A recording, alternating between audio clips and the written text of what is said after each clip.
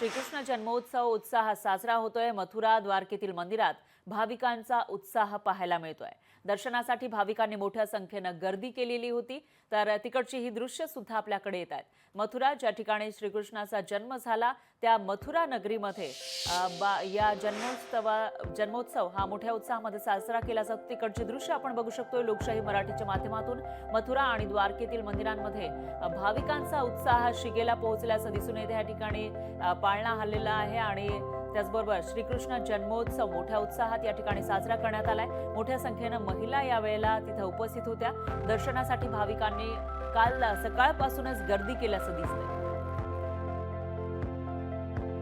आणि आजही ही गर्दी कमी झालेली नाहीये। आजही त्यामध्ये वाढ होत असताना आपल्याला पाहायला मिळते। मथुरा आणि द्वारकेतील ही दृश्य आपल्याकडे येत आहे।